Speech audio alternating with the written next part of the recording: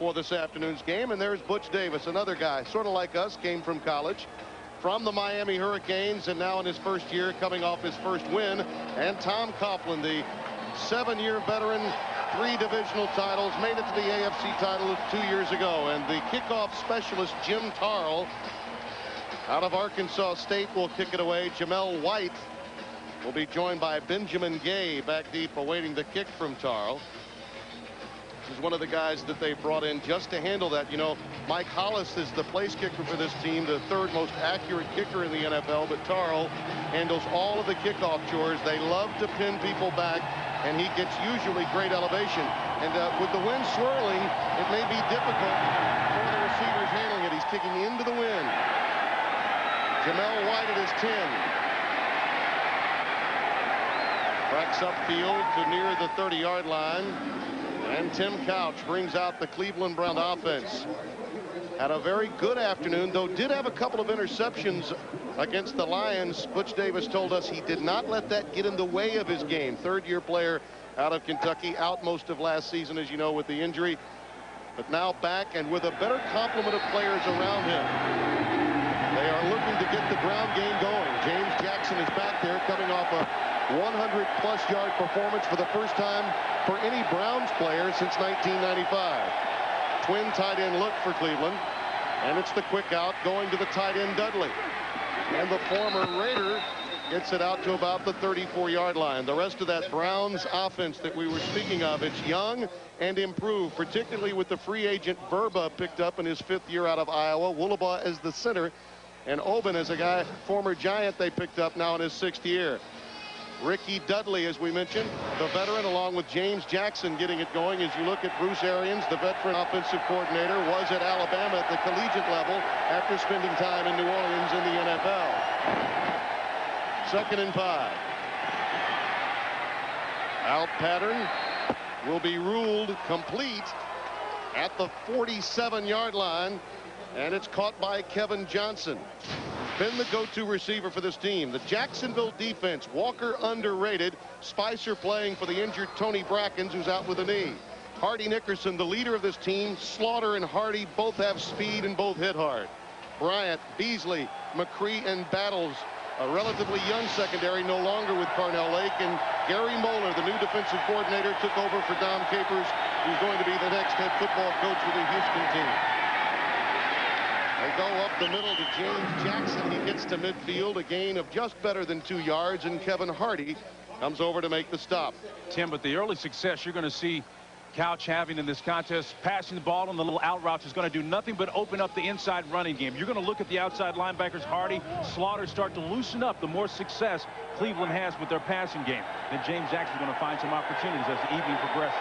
Morgan and Johnson go split wide to the top of the screen on 2nd down and 8. They go to Jackson. I'll tell you, he's got quick feet. Not as big as an Edgerrin James, but certainly quick. Seth Payne makes the stop. Last week, he was magnificent. 124 yards. More yards by any Browns back since the days of Ernest Biner. And it's that kind of balance that Butch Davis really needs. That's the key, Timmy. I was speaking to Jackson early before the game, and I asked him to describe himself. He says, basically, I'm Edgerrin James with speed. Oh, I like that. Yeah. I don't know how Edgerrin feels about that. I know they're good friends.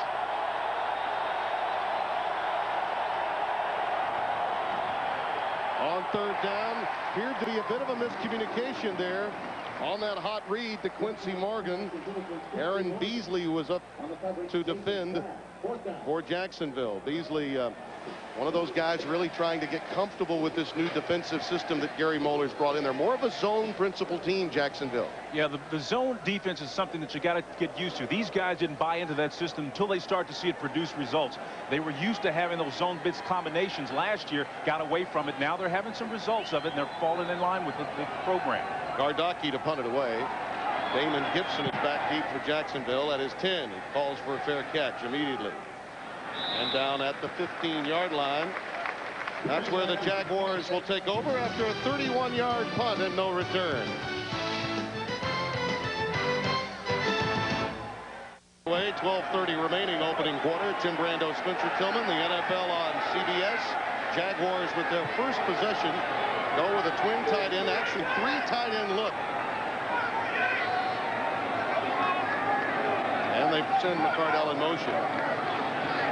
Brunell in traffic. Hands off to Mack, and he loses the ball. And that lip job leads to a turnover, and the Browns have it. Orpheus Roy.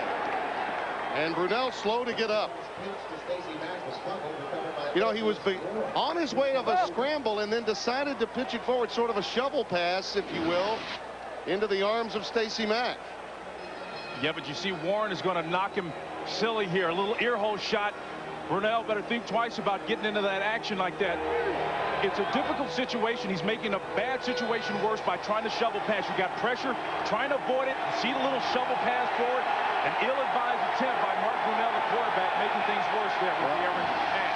Particularly when you consider Mack has always had fumbling problems in his career.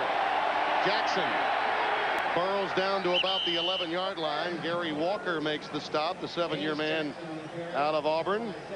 And they're checking Brunell. Boy, he really got rocked.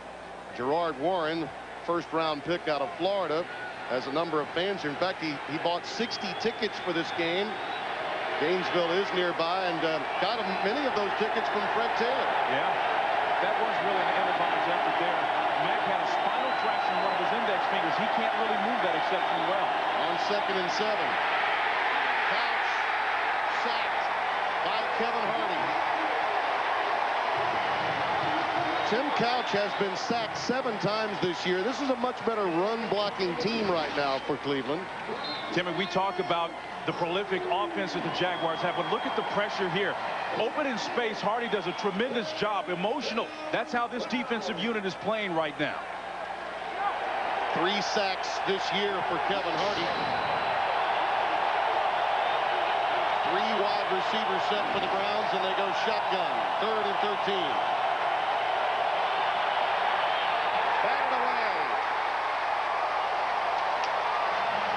Jason Kraft coming off the corner. Bats it down. Jason did a fine job of getting his hands up in the air. Now, this is an athletic play. Kraft does a fine job of timing it just right. When you're in open space like that, a quarterback can make you look awfully bad by just fake pumping it one time. But Kraft does a great job of settling in, timing it perfectly, and getting his hands on it. Phil Dawson in to try a 35-yard field goal. Out of the hold of Chris Gardocki.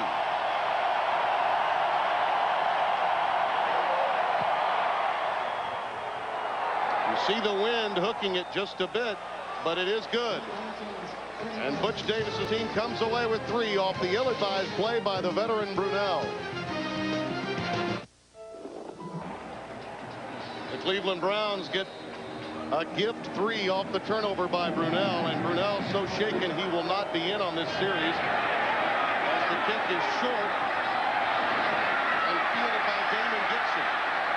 And he meanders beyond the 25 to the 28-yard line. Jonathan Quinn, 4 years out of Middle Tennessee State, played in the World Bowl. In fact, was the MVP of World Bowl 9 for the Berlin Thunder.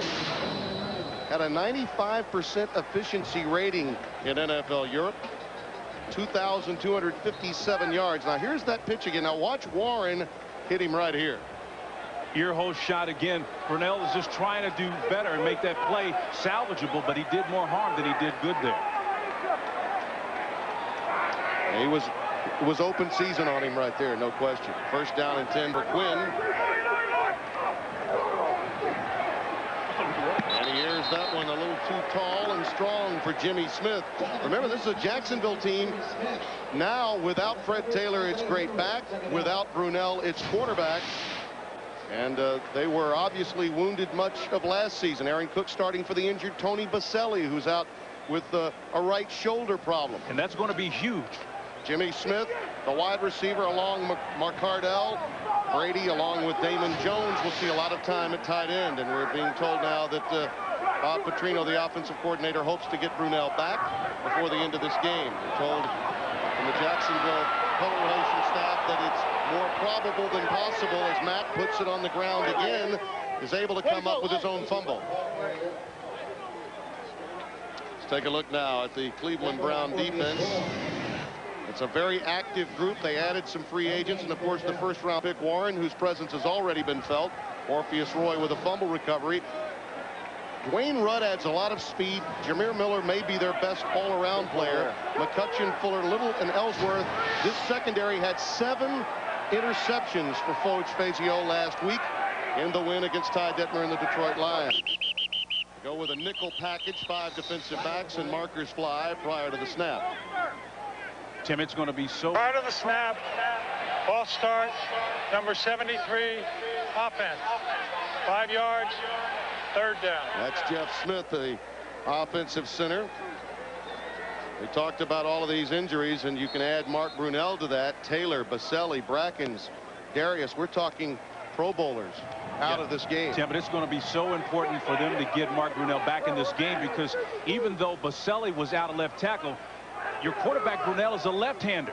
Your blind side is unprotected. Here with Quinn, and he's a right-hander. You've got his blind side unprotected with the young guy out there. 3 wide receivers against the nickel defense. The inability to escape pressure comes to the forefront as Jameer Miller comes in to sack Jonathan Quinn. And this part of what we're talking here, when you get this kind of pressure in the pocket, if you're facing this side of the line of scrimmage as a righty or a lefty, you see the pressure coming your way and you can move to avoid it. Here, the pocket collapses on him. He really doesn't have much of a chance. 3rd sack of the year for Jameer Miller. And Chris Hansen will be called upon to punt it away from near the end zone. Averaged just under 47 yards per punt coming in. Let him go! Let him go! Well done. Kevin Johnson at his 29. And the former Syracuse speedster ushered out at the 36. 54-yard boot and an 8-yard return. Rounds up. Brunell injured. Coughlin has on his mind. The question is, how much can Brunell remember? Cleveland with the ball at the 35-yard line as they open this series, leading 3-0. Jackson, the lone setback. Takes it off the right side and is wrapped up by Larry Smith. Alongside Spencer Tillman, Tim Brando, happy to have you with us. And, you know, this is an interesting circumstance now that Jacksonville finds themselves in, particularly with the loss of Baselli. Yeah, they've got to get Brunell back in the ball game, because where they're hurting at that tackle spot, Aaron Cook, he is on that left side. If you're a lefty, you're facing it. You see the threat coming at you. With Jonathan Quinn in, however, you don't see the threat. It's not imminent. That whole left-handed versus right-handed thing, right? Absolutely. 2nd and 11. Jackson gets ahead for 4. NFL on CBS, NFL.com. Log on to NFL.com for exclusive online auctions. All proceeds will be donated to the September 11th relief effort. Just go to NFL.com or AOL keyword NFL.com. Well, the Browns certainly have had some breaks early in this game. One would think before Brunell gets healthier, is able to shake the cobwebs, they had better make something happen. Take advantage of the opportunity. Jackson in the flat, has the first down, and then some. Almost broke that for the touchdown. A saving tackle, undercut by Spicer, 95. And that was a very important shoelace grab, because had he not come up with him, I think Jackson might have been on his way. I think it may have been something to his assessment of himself. Basically, Edgerrin James with a little bit of speed, and he's got a little nifty open air and space move there to elude a couple of tacklers. And I was speaking with Todd McNair, the former Kansas City Chiefs great, who also is the running backs coach for Cleveland. He says this guy lives up to the advanced bill, and he's all that and more. From the Jaguars 45, 1st and 10 Cleveland. Play fake. That's the time over the middle. He'd love to have that one back, because against that zone, Jawan Dawson was open. Yeah, but the encouraging thing was the time he had to get that ball away. As active as Jacksonville's defense has been all year long so far, he's had the patience to sit back there, and that's not encouraging if you're Jacksonville. Now the Tim Couch season to this point, 54%. The passing yards down, but he's been throwing underneath quite a bit. And the ability to also take advantage with his maneuverability. That's something that he does have that perhaps a lot of people don't necessarily appreciate. That's a desirable trade, but again, this West Coast style offense is going to do nothing but to help his confidence. High completion percentage. That's Jamel White. Hit hard at the 40-yard line, perhaps the 39. They'll give him 6. On the reception, Hardy Nickerson, really the leader of this team. The veteran of 15 years, much more vocal. That's what many people felt was missing from this Jacksonville team a year ago. They certainly have leaders on the offensive side of the ledger with guys like Jimmy Smith and Mark Brunell.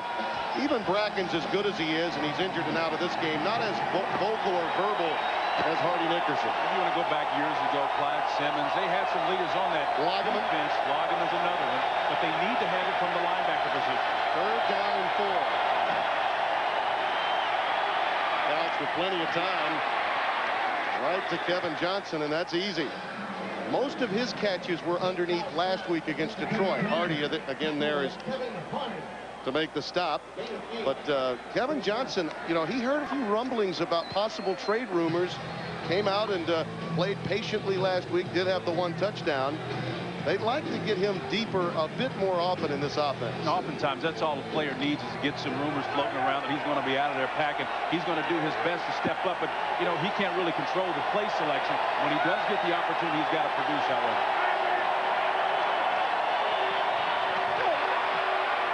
Going deep. It's picked up. Ansley battles. That's the 2nd pass over the middle that Couch had get away. This time into the awaiting arms of Battles. 2 poor passes by Couch. Business gets done. And by Staples. Staples has everything you need for your business at great low prices.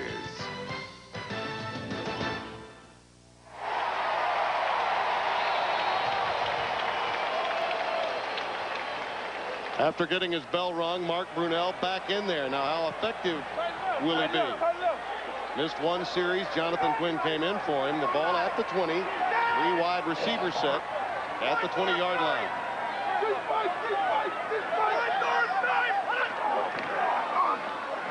Stacey Mack.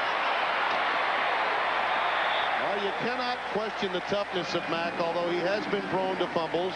Mark Brunell did something very special for this cap-ridden Jacksonville organization. Many people thought they'd dismantle this team, but he decided to stay. Completion percentage up. Touchdowns. He only has 3 of them. No interceptions to this point. And the ability to get it done and be the Steve Young of the next generation, that's really what makes him extra special. He isn't quite as fleet as foot as he used to be, but he certainly is key. Jimmy Smith and McCardell aren't the receivers that they are without him. 2 tight ends, and Stacey Mack takes it again. Markers down as he's taken out just shy of the 30-yard line. We'll check the flag. Maurice Williams, apparently 74, may be guilty of holding. We'll wait and see. Our referee today is Bob McElwee. That's the preliminary indication that we get. You know, after that first week when they had the replacement officials, fewer holding penalties were called, where the guys from the big league are back. Holding, number 74, offense. 10 yards, repeat 2nd down. Coming up on the Nextel halftime report, join Jim, Mike, Randy, and Jerry for all the scores, highlights, and the latest NFL news. There's plenty of it. How about that upset win for New England today? Absolutely. Peyton Manning with 3 interceptions. Kevin Falk ran well for New England, and they got a big victory today. 2nd and 15. Tripped up at the 20-yard line. Earl Little coming up from strong safety. Showing a little draw action there on that last play, Tim. And I want to go back to Maurice Williams there, because Mo got caught with the holding pen on that last play. Now, Brunell is a left-handed quarterback. That's his blind side that Maurice Williams is charged with the responsibility of protecting. Now, up top with Baselli out, it's not the great threat to have that position left open, as opposed to what it is when Jonathan Quinn is in the game. 5 wide receivers, no backs for Brunell on 3rd and 9. Decides to tuck it and then throw it. Incomplete. Almost picked by Little. Intended for Sean Dawkins, a former 1st-round pick with the Colts. was really picked up as an insurance policy for the injured Jimmy Smith, who had all of those problems last year and had intestinal surgery. In fact, had 3 intestinal surgeries. And his story is one that we'll speak a great deal of a bit later. Chris Hansen now to punt it away again from around his own 10. And Kevin Johnson inside his 30-yard line awaits. Let him go! Another high, tight spiral to Johnson at his 28. Plenty of room, though. Very returnable. Knocked out of bounds at the 45-yard line. Excellent field position again for Cleveland. Edward Thomas, number 59, backup linebacker, over to make the tackle.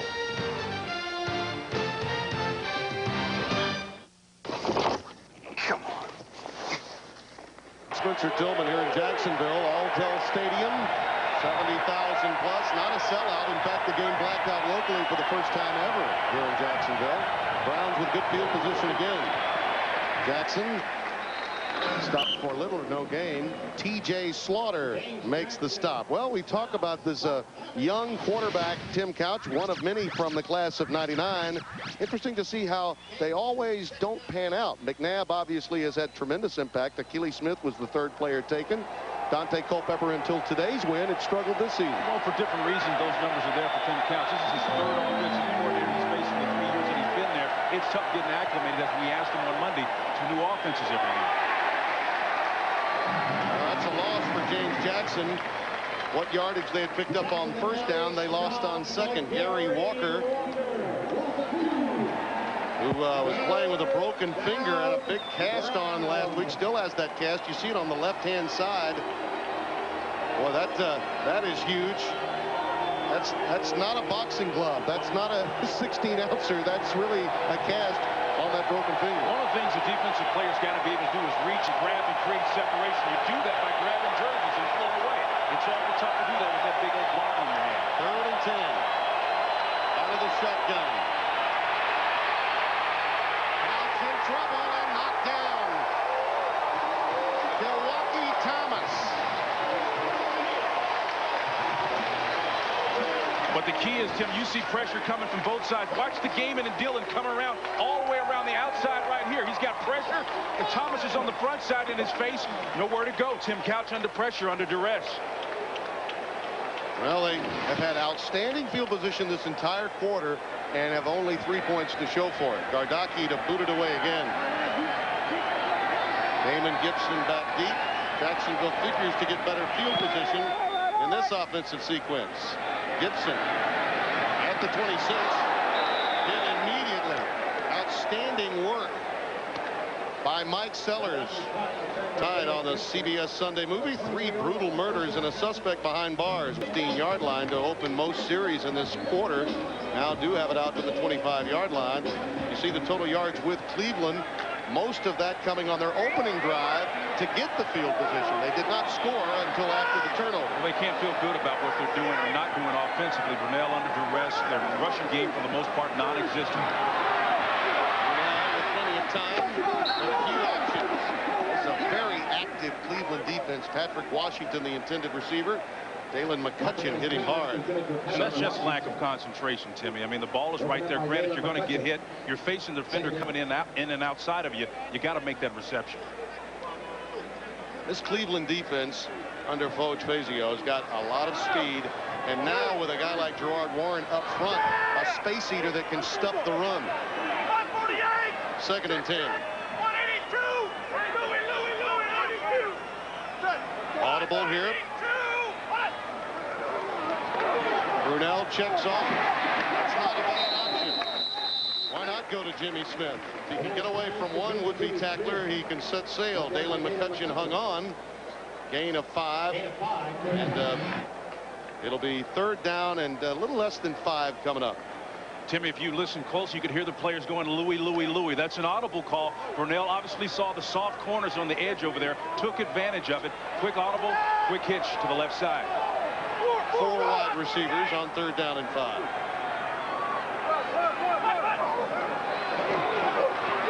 Over the middle to McCardell. 1st down, Jacksonville at the 40. And Fuller gets in his face. A little whooping now going on between McCardell and the secondary of Cleveland. And Keenan looks like he's not afraid to run this little cross route. He stems him upfield and then comes underneath. That's what you want out of this. The great reception and then try to make something happen after the catch. There's really no secondary coverage behind that, Tim. You look at the receptions by year. He's only 8 short of 500 for his career. The delay to Mack. To about the 41, maybe the 42, Dwayne Rudd makes the tackle. Stacey Mack, it's been said of him, an undrafted free agent that made the team out of Temple. Not many players from Temple have made it into the National Football League. In fact, he even said, oh, maybe 7 or 8.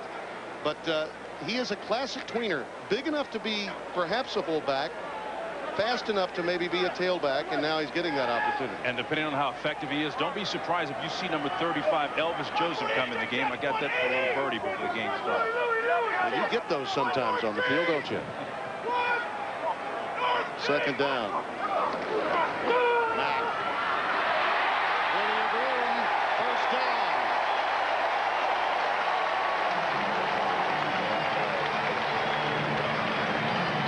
Well, the bad thing about that, Maurice Williams missed the tackle right there. And Mack just exploited. Did a great job of working through. Hey, this is nothing but north and south running here off tackle. A little ISO play for big yardage. Well, they really caved in that left side of the Browns defensive front, and Mack got through for the first down. Coming up to the last play of the quarter. Mack, they stay on the right-hand side and pick up another healthy gain to close out the quarter, and a marker comes down.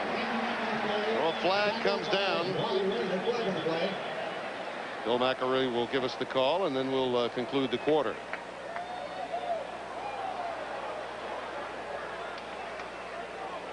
Bob McElroy will tell us, apparently against Jacksonville. Cleveland gets the call, but Wally Rayner, again, was one of the 2 Cleveland defenders that missed another tackle.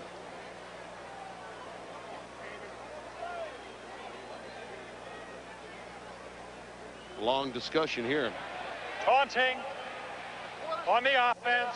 That's a 15-yard penalty. Repeat first down. That all began with McCardell a couple of plays ago. Yes. I think it just extended for about 3 more plays. 3-0 Cleveland as we close the first quarter. We'll return to Alltel Stadium after these messages. He wants answers. You're watching the NFL on CBS.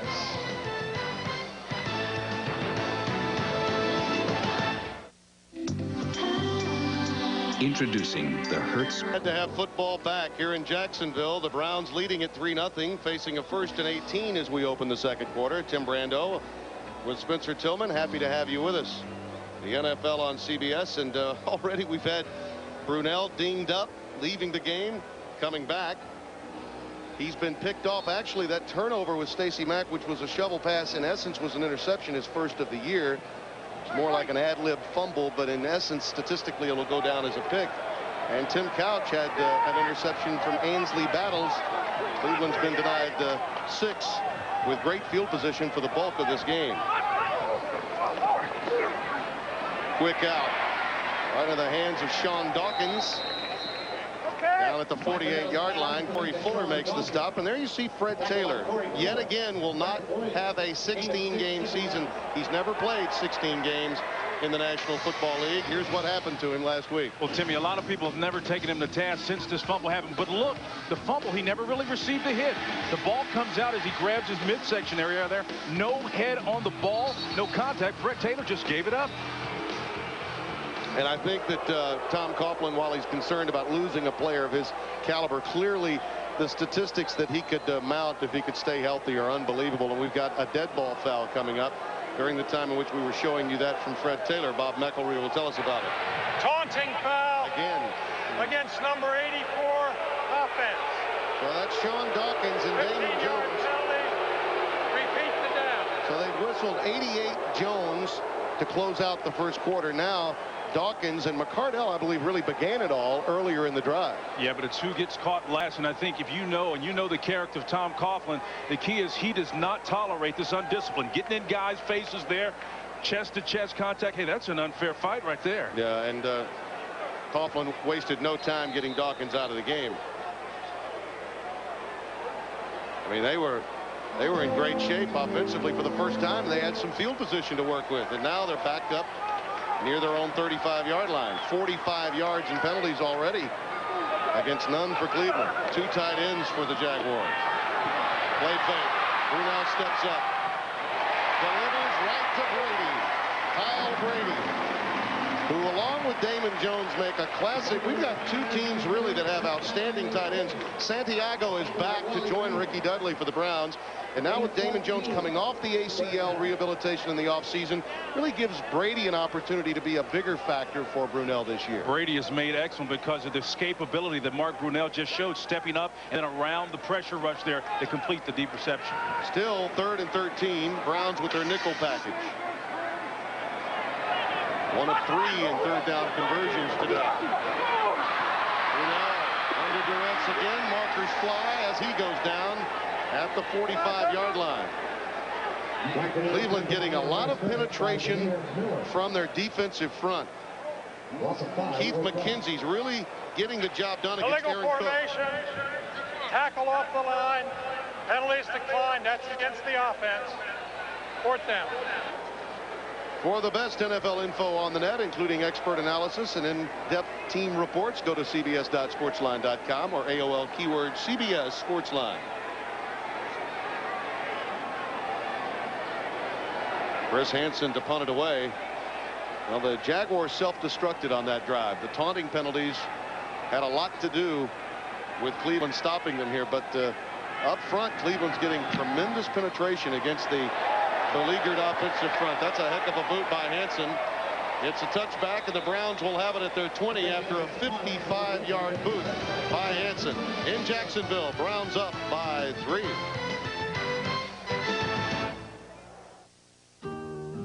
The day has ended. Feeling so confident these days, their victories against not only Tennessee but Pittsburgh within the division and against quality backs like Eddie George and Jerome Bettis. It does a tremendous amount for a team's confidence to perform against all pro caliber backs. Another pass that floats on Couch, incomplete. Another dangerous one. Ricky Dudley, the tight end, the intended receiver. Marlon McCree was there to provide the coverage as well for Jacksonville.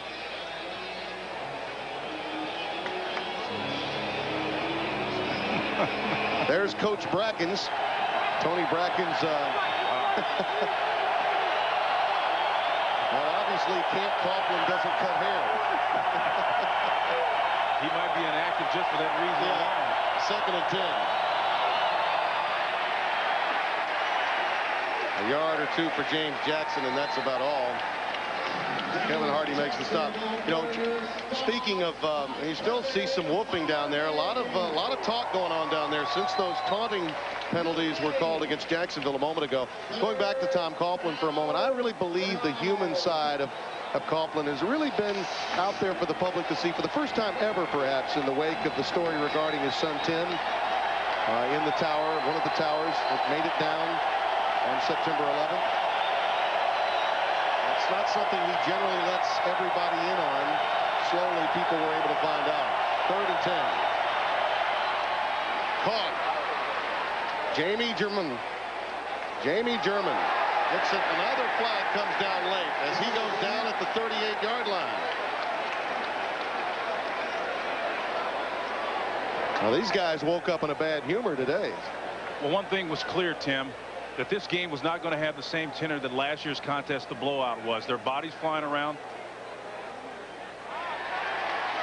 This one against Cleveland. Yeah, they do have long memories. Personal foul. Late hit. Number 67. Offense. Trey Johnson. 15 yards. Repeat 3rd down. And there's just no excuse for that. You've got a 1st down. You see, that's the thing about it. When they sit down and look at this field again, you got pressure coming up big time. Watch number 67 coming around the outside here. After the reception upfield, then here comes the body flying in over the top. There's 67 right there. That's unnecessary.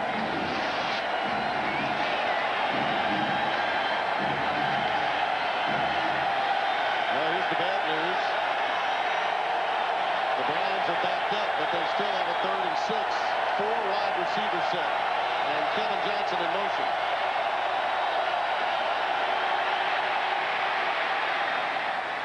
It's caught. Past the 30 at the 32. Should be enough for the first down, and it's German again. Jamie German, another one of those Butch Davis has from Miami. One of the things that Couch does, stands tall in the pocket. He steps up and shows some escapability as well, completes the pass. But Couch, you know, he also took a shot on that play. Look at him. He's moving around, and that shot was a little bit late, too, Tim, from behind, and he wasn't too happy about it. That's Spicer, Paul Spicer, coming in from behind with the late shot. First down, 10 Cleveland. He's 7 of 12 now, Couch, for 86 yards. Does have a pick, and that was in the end zone. Jackson. He's got such quickness out beyond the 40 to the 41. Hardy Nickerson making the stop. Looking more like Edgerrin James as the day goes on. Yeah, I like the attitude. You know, one back to another. He remembers, you know, running backs, special teams guys like Spencer Tillman love that cockiness in running backs. You got to have it. I mean, you got to have a certain edge. I mean, it's just you against 11 other guys, particularly when you're carrying the football. If you don't have that kind of edge and attitude, you're not going to be very successful in the NFL. Served you well on television, too. 2nd and 3. Jackson. They were ready for him that time. No gain. The NFL team starting 0-2. Which has the best shot at making the playoffs? This is an interesting question. Buffalo, Detroit, Kansas City, Minnesota, Tennessee, or Washington. Just log on and cast your vote at NFL.com. And James Jackson, we understand, is still down on the turf. Well, if James Jackson is down, that is a major blow and automatically takes away from some of the balance that Cleveland is expecting to have out of him. It'll force Jamel White, in all likelihood, into the game. We'll be back.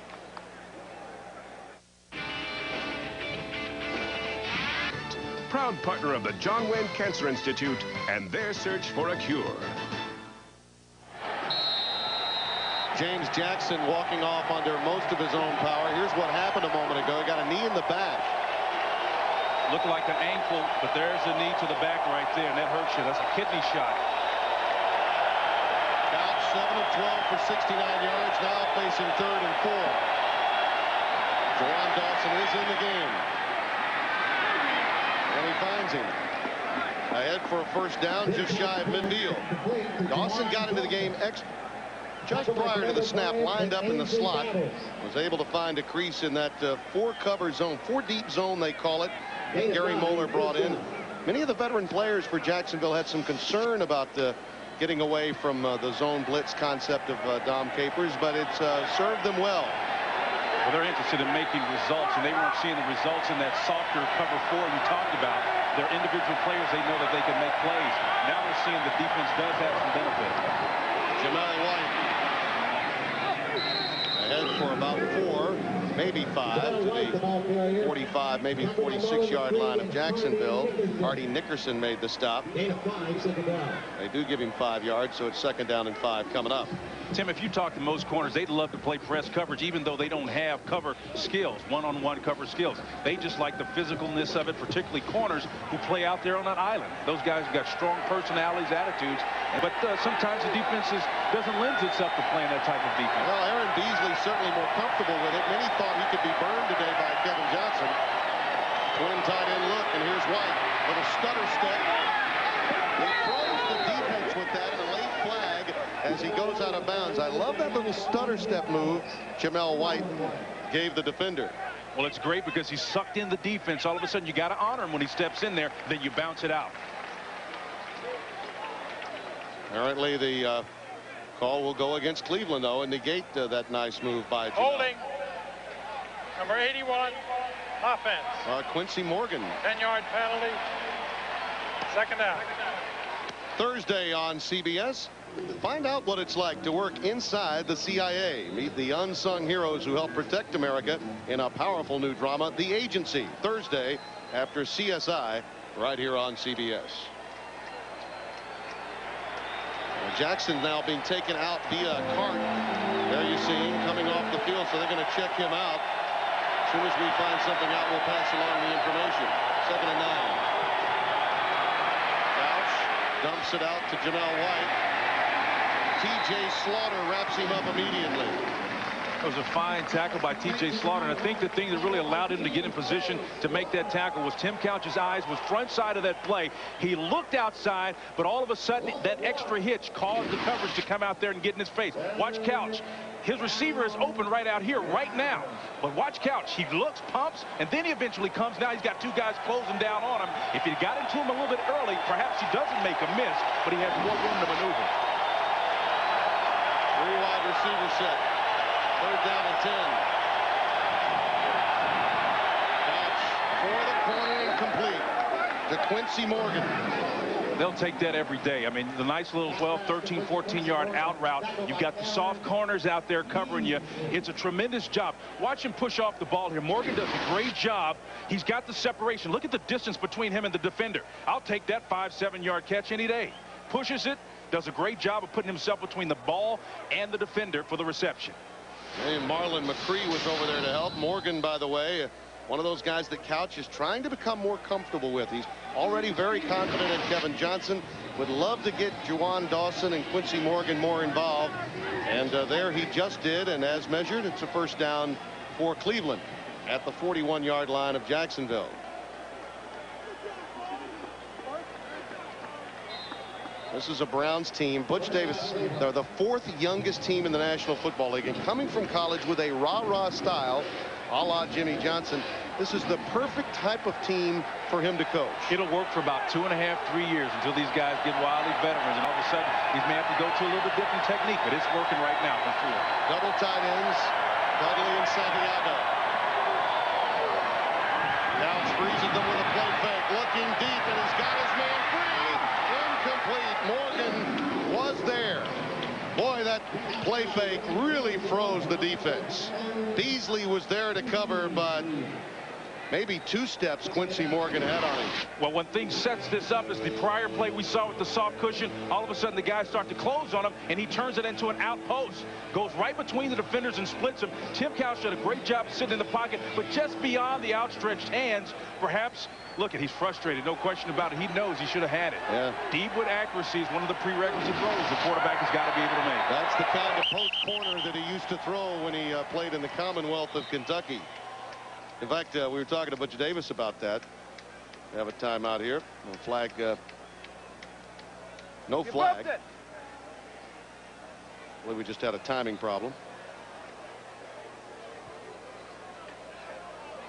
But at any rate, I wanted to make the point about Butch Davis. He recruited actively Tim Couch. Could not come up with him. Tim said he had 2 choices with his dad. He was either going to go to Kentucky or Kentucky. He did take trips to Florida and to Tennessee. But Butch said he called him up after he took the head job at Cleveland. Said, I got you now. Yeah, and having Couch was one of the reasons Carmen Policy could convince Butch Davis to come to Cleveland. Wide open was Juwan Dawson. Boy, that was good action. They flooded the zone and allowed Dawson to get free. Fernando Bryant knocked him down.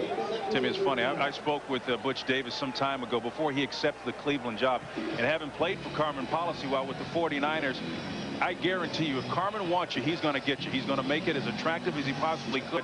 And with Miami dragging their feet there to get Butch re-signed, this job here in Cleveland became a little bit too much to ignore. Yeah, he believes Al Lerner and Carmen Policy are 2 of the best people in football to work for. Hard to argue the point. Jamel White ahead for maybe a yard, perhaps 2. First to get to him, Rob Meyer, 92, just checked in for Ronaldo Wynn, 2 years out of Washington State. Here's Meyer. Gain of a yard. It'll be 2nd and 9 coming up. Well, Timmy, this is exactly what Cleveland is liking to do right now. Controlling the ball, clock, the time is ticking off the clock. They're controlling it, and they're keeping a team that has such a prolific offense pretty much ineffective. Cleveland doing a job this year. And Bruce Arians has got to be pleased with what he's seen to this point from this offense. And Tom Coughlin wants some clarification from Bob McElree. Sounds like it could be a communication problem that maybe he's having.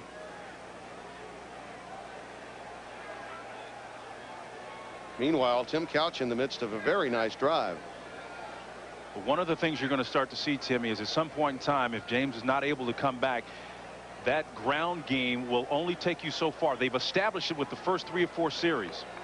But James Jackson's presence is going to be necessary for him to come back and still have success over the long haul of the game. Yeah, well, as soon as we find out the status of James Jackson, we'll pass it along. And now it's Jamel White, the lone setback. 3 wide receivers. Johnson to the bottom of your screen. Out to the tight end, Dudley. And the ankle tackle made there. Fernando Bryant hanging on to Dudley. This guy should really be vital to the passing game that Arians has in mind. The short passes underneath the coverage. The former Raider is a guy that they really look forward to having more a part of this offense. I'm going to make one prediction. With the 2 outs that we saw and then the last pass there to Dudley, they're going to try to work inside underneath with either shallow cross or some type of draw.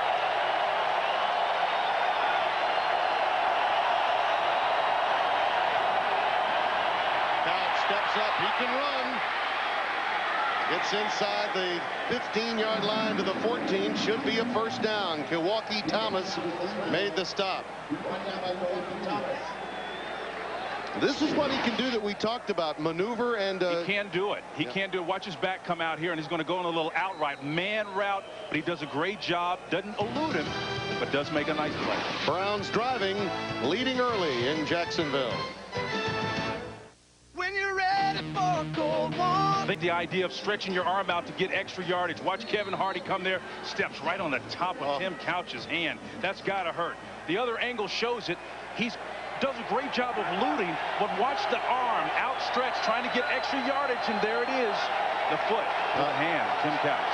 Kevin Hardy got him with that foot. He's 6 of 7 on this drive as Couch gets away from trouble again. This time slides, take the knee at the 5-yard line. Protect that hand. That's Paul Spicer there with the missed tackle. And again, your classic case where the quarterback learns you don't stretch that ball out there. It's not worth it. If he's knocked out of the game, then Cleveland certainly is a lot worse off than with him in the ball game. That's for sure. Heads up play by Tim Couch sliding that time. Well, particularly given the injury last year, the time spent away from the game, you'd think it's one thing to play with abandon, but also sometimes the err on the side of caution is the best route. No question about it. 2nd and 2. Jamel White down to about the 3-4 line. Slaughter made the stop. Well, Jacksonville was hoping to have 10 consecutive quarters without giving up a touchdown. They're 3 minutes and 40 seconds, 41 seconds away from doing just that. But Couch and company have certainly had a magnificent drive here. Well, Tim, if they're going to get it, I think they're going to have to get it via the pass, because if you watch that last play, the abandon wasn't there that James Jackson shows. White runs the ball, is a little bit more tentative. One of the things that James Jackson brings is a decisiveness when he hits the hole. Granted, he's not a big back, but the guy is quick and powerful. You get a physics lesson coming at you. Speed plus mass equals force. See Josh Booty, another one of those young quarterbacks who came over from Seattle. They tried to hide Josh, former LSU quarterback in the SEC. Mike Holmgren thought he could keep him on the practice squad. Butch Davis had other ideas, and he and Kelly Holcomb, a young man out of Middle Tennessee that's played in Barcelona recently. Outstanding backup. They're very confident in their young quarterbacks at Cleveland. Mike Holmgren's a pretty sly guy, but not slick enough. 3 tight ends, 3rd down and inches. White, touchdown, Cleveland.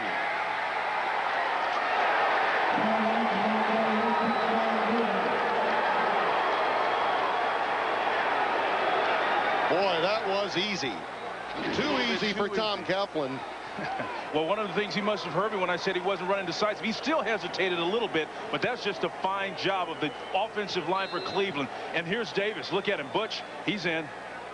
First touchdown Jaguars have allowed, and Tom Coughlin in disbelief. And the extra point to come. Dawson adds it. 3:18 remaining in the half. Jamel White in for the injured James Jackson. Makes it 10-0. Sponsored by Switchboard.com. Find what you're looking for on Switchboard.com. It's the Yellow Pages. Electrify. And by Miller High Life.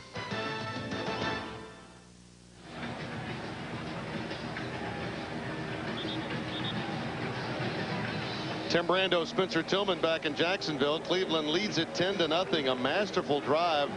Couch wounded his right throwing hand during that, but 4 of 4 on third down conversions. And Jamel White comes in for an injured James Jackson. That's impressive. And what impressive. I mean, he didn't really run as strong, but he got the ball in the end zone. Credit that offensive line of Cleveland for making it wide open and easy. Gibson's return out to the 21, perhaps the 22-yard line. Well, Saturday, it's a doubleheader dose of SEC Dogs and Balls will be coming your way. Home Depot SEC football on CBS. Jonathan Quinn has come back into the game at quarterback. Those of you just joining us, perhaps, Mark Brunell hit by Gerard Warren while throwing an interception. In essence, that one batted into the air.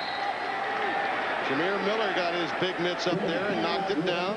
It'll be 2nd and 10, but Brunell was dinged up on the opening series, did try to come back. He's played 2 series since then, but apparently he's not all there. And for that reason, Jonathan Quinn is back into the game. Remember one of the things we talked about with Butch Davis earlier the week. He says his defense is running and chasing like this team used to do back during the glory years in Cleveland. Seems so long ago, I know. AFC has not seen this kind of activity from this bunt from a long time. Well, if Brunell can't go, that makes this 10-point lead a lot larger. They're going to sit him down until halftime and then reevaluate during the intermission. Flag is down as Elvis Joseph takes in the pass from Quinn, has a first down, but we'll have to check the marker.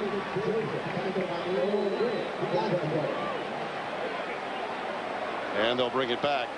Procedure, the preliminary indication. Illegal formation, offense, number 74.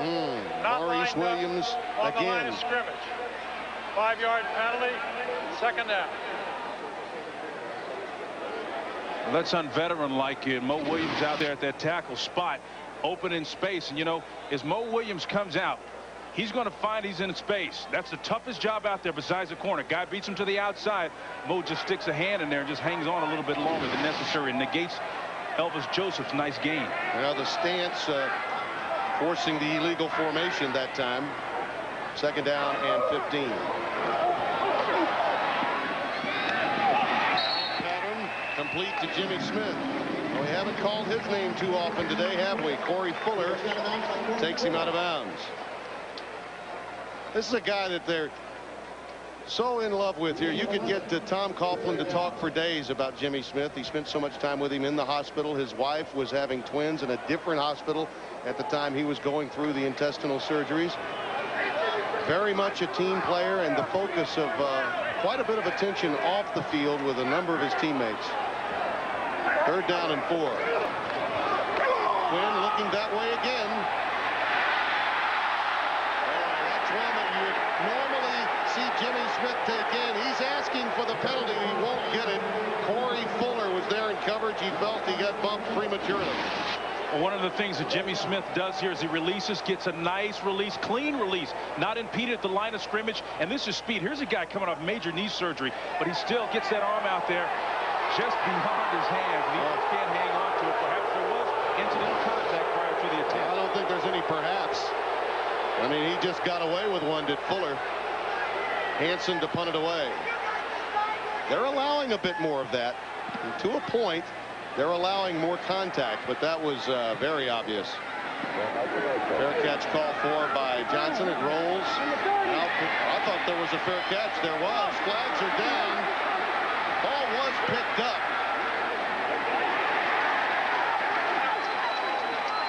Flags all over the place. The ball was picked up. I thought there had been a fair catch called for. Ray Jackson picked it up and took off. But I tell you, I thought I saw a fair catch called for. Either that or there was something in the air.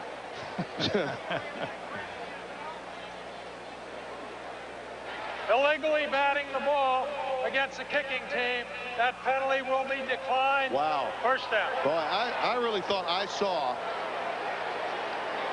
the waving of the players off, and I really thought that we had seen that. We'll check it when we come back. Outstanding opportunity for the Browns coming right up.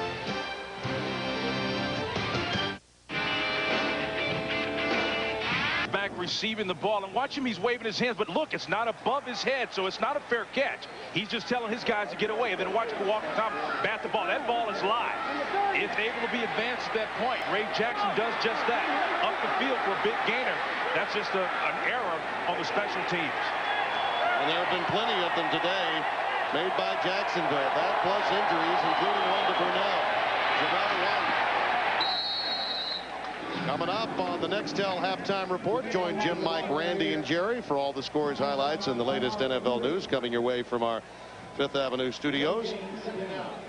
Now that it took a lot of people by surprise, but a very smart play by Jackson after Thomas had hit the ball, illegally touching it, taking advantage of that opportunity. Heads-up play on his part. One of the things you're looking for is to see if there's anyone in your immediate personal space, and that's usually about 2.5 to 5 yards away. There's no one there. That's a line ball. My apologies to Kevin Johnson. I thought he was waving his arms above his head, not across his body. So clearly that was not a fair catch called for, as I had first thought. Jamel White carries and winds up in the arms of Kevin Hardy.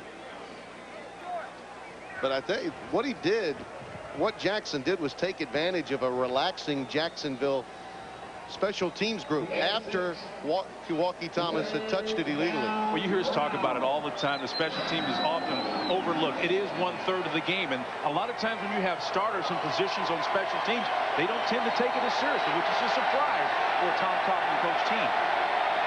3rd down and 5.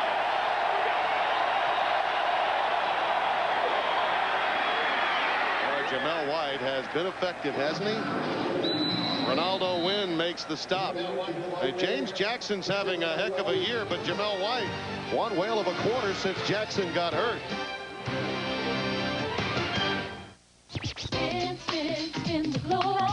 Score, the Browns lead it and are in position to score one more time prior to the intermission. This is one of those games, you know, Jacksonville, their fan base somewhat apathetic about the level of opponent. First time they didn't sell out in time for the blackout to be lifted, and the Browns have come in here and gotten their attention. That was one of the major reasons most people think this game didn't sell out.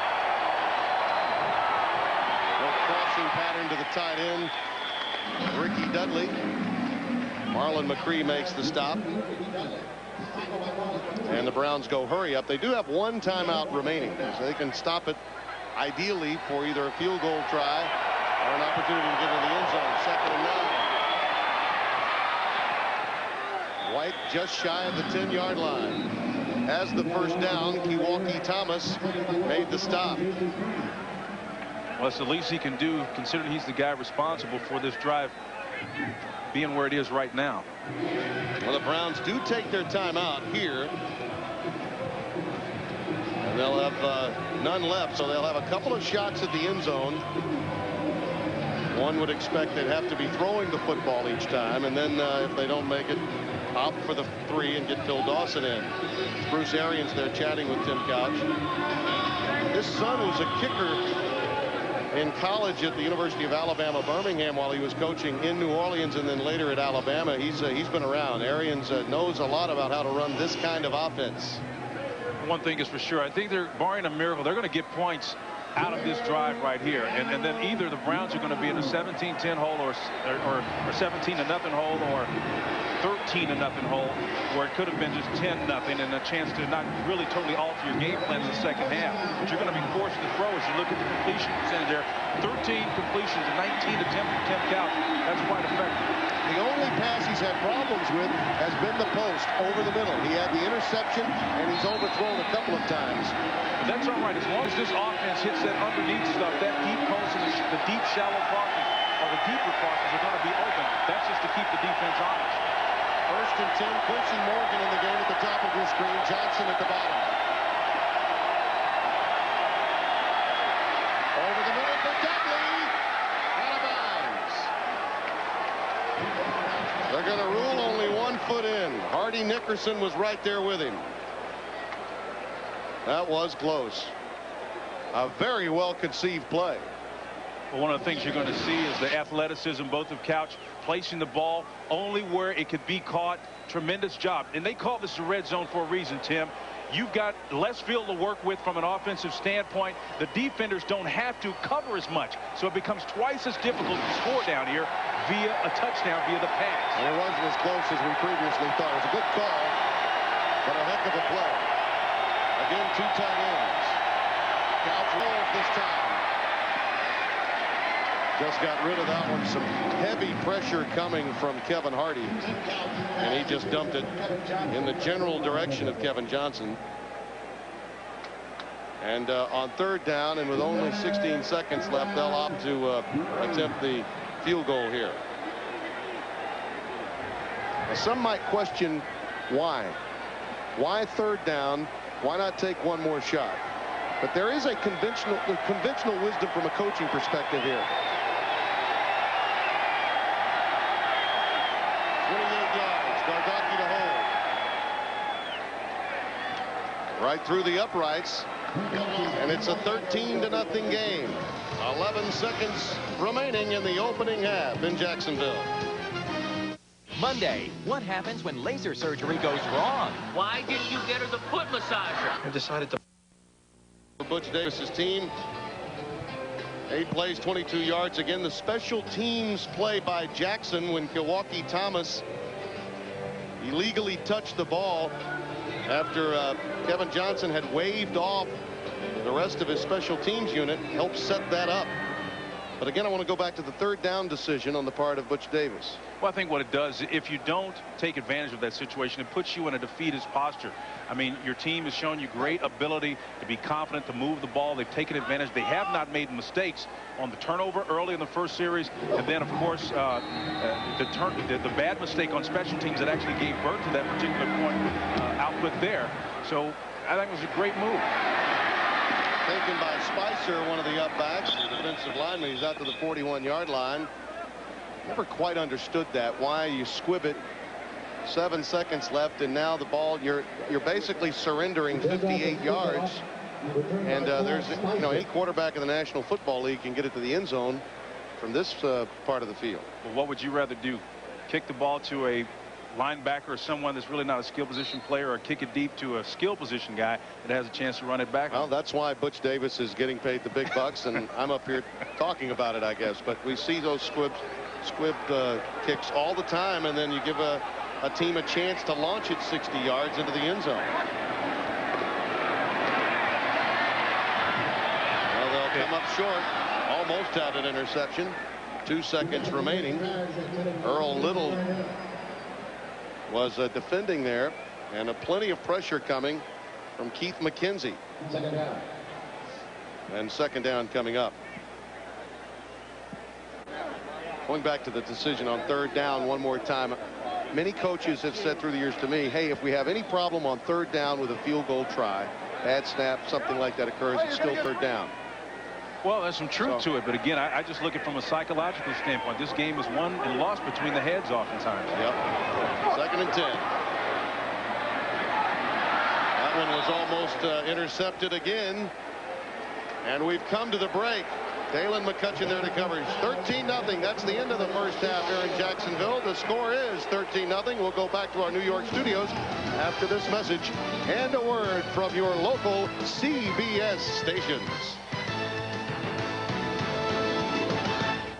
Meet the new survivors. Nextel Direct Connect Halftime Report. Nextel. Get right through. And welcome to the Nextel Halftime Report. Jim Nance from our NFL Today studios with Mike Ditka, Randy Cross, Jerry Glanville. We're your friends. You are my best friend. Best friends. I tell you what, the best friend of Kurt Warner today was Marshall Faulk. Woo! Warner had a big day. 24-31, 328, 4 touchdowns. Marshall Faulk was down. Hey, Mike, Dick Vermeil has his first win as the Kansas City coach. And the reason he does is because this guy right here, Priest Holmes, 225 total yards, 3 TDs. He did a little bit of everything. Ran it, caught it. Giants and Saints would come down to the close, Randy, at the Meadowlands. You know, defensively, Mike Strahan had a strong effort against New Orleans. Ron Dane had 111 yards rushing. Joe Jurevich gets his touchdown to put him up 21-10. Saints added a field goal later, and this is the last play of the game. Down by 8. Brooks scrambles, sees Jackson in the end zone. Looks like a touchdown, but no. Pass interference on Jackson, and he had come in from out of bounds. Hey, Jerry, how about Culpepper leading the Vikings back? Well, you see this quarterback draw for a touchdown, but he threw for 322 yards. He was going against that zone, hit 7 different receivers. Just one of my MVPs, Brett Favre. Does it everything, gets the ball to Bubba Franks. Touchdown 25-39, 309 yards, 3 touchdowns. Well done, friends. And the NFL on CBS will continue in just a moment. Stay with us. You too.